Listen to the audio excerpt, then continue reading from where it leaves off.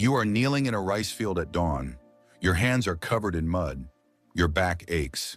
You smell like smoke and wet earth. Around you, other farmers, heads down, working. Nobody looks at you twice. And that is exactly the point. Because last night you were inside the enemy commander's tent. You read his battle plans. You memorized every word.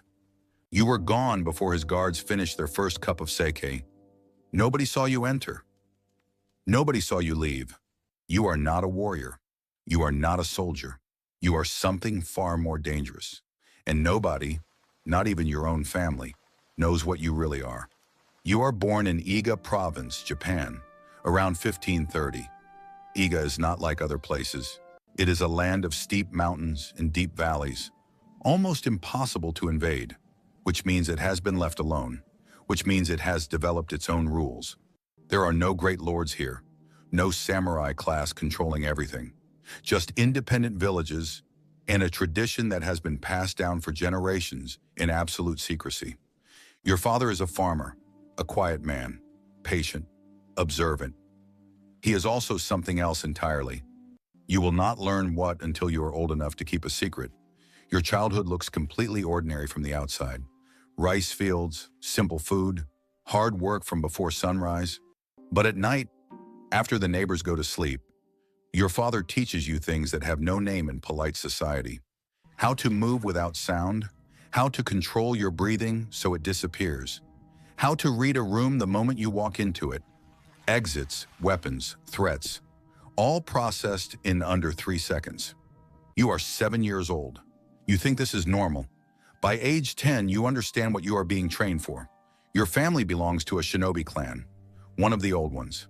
The knowledge goes back 200 years, passed father to son, mother to daughter, in total silence.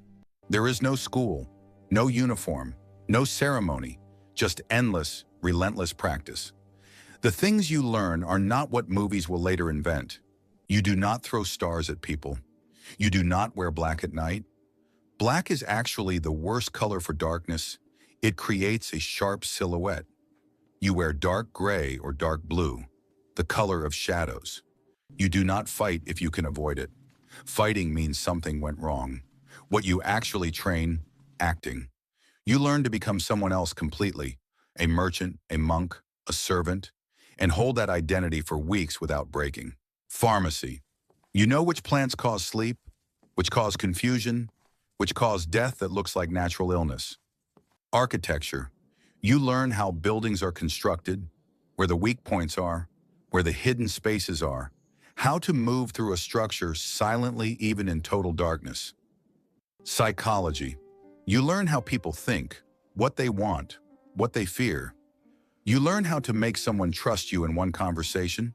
And yes, combat, but only as a last resort, and nothing like the acrobatic nonsense that will be invented later. Low, brutal, fast. The goal is not to win a fight. The goal is to create 3 seconds of confusion and disappear. A lord from the neighboring province has hired your clan. He needs to know the defensive layout of a rival castle before he attacks. Specifically, the location of the water supply and the size of the garrison. Your handler gives you your identity. You are a traveling tea merchant. You have a name that is not your name, a hometown that is not your hometown, a story about your family that you have rehearsed until it feels like memory. You spend 3 weeks in the castle town before you even approach the castle gates. 3 weeks of being the tea merchant, selling tea, making friends, being completely boringly unremarkable. People talk around merchants. They forget merchants are there.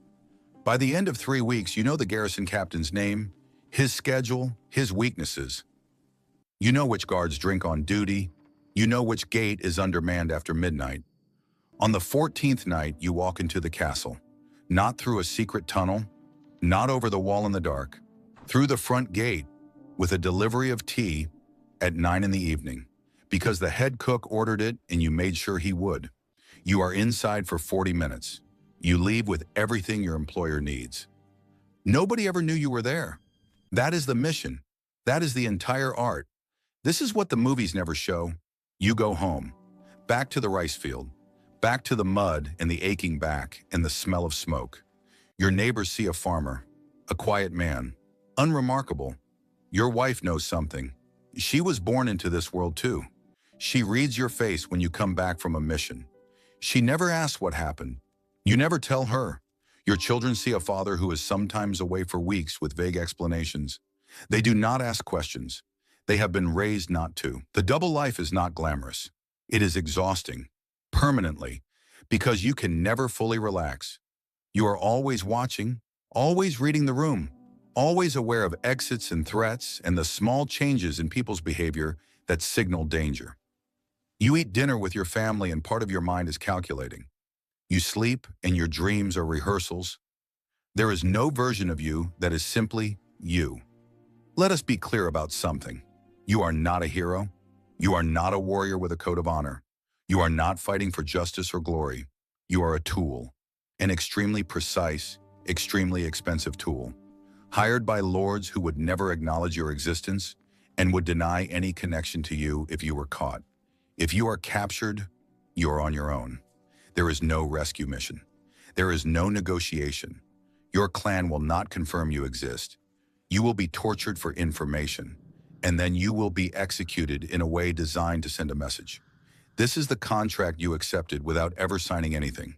And yet, you do not feel like a victim. Because inside this world, inside the invisible network of clans and missions and ancient knowledge, you are extraordinary. One of perhaps a few hundred people alive who can do what you do. The samurai with his sword and his honor and his battlefield glory. He is celebrated in songs and paintings. You will never appear in any song, any painting, any record. You were never here. And somehow, that feels like its own kind of power. You are 44 years old. It is 1574. Japan is tearing itself apart. Warlords fighting warlords. The country has been at war for over 100 years. Business has never been better for your clan. But something is changing. A new type of lord has emerged. Oda Nobunaga. Brutal, methodical. He does not fight like the others. He uses guns. Thousands of them. Massed volleys that make individual skill, whether samurai sword or shinobi shadow, increasingly irrelevant. In 1581, 7 years from now, Nobunaga will send an army of 40,000 soldiers into Iga province. Not to conquer it, to erase it. Every village, every clan house, every man, woman, and child associated with the shinobi tradition. The Iga revolt will be crushed in days. Some will escape. They will scatter across Japan, hiring themselves out to whoever will pay. Some will end up serving Tokugawa Ieyasu, the man who will eventually unify Japan and bring 200 years of peace. In peace, there is no work for shadows. The shinobi tradition will quietly fade. The knowledge will be written down in secret manuals, the ninjutsu scrolls, and hidden. Some will survive. Most will be lost. You do not know any of this yet. You are 44. You are planting rice in the early morning. Your back aches. Your hands are in the mud. A neighbor walks past and nods. You nod back. Just a farmer. Just a quiet, unremarkable farmer. The real shinobi was not a superhero. He was not a fantasy. He was a person who chose, or was born into, a life of permanent invisibility. No glory, no recognition, no history, just the work, done perfectly, then forgotten. There is something in that worth thinking about. How much of what shapes the world happens in silence, done by people whose names we will never know, whose faces appear in no paintings, whose stories were never meant to be told.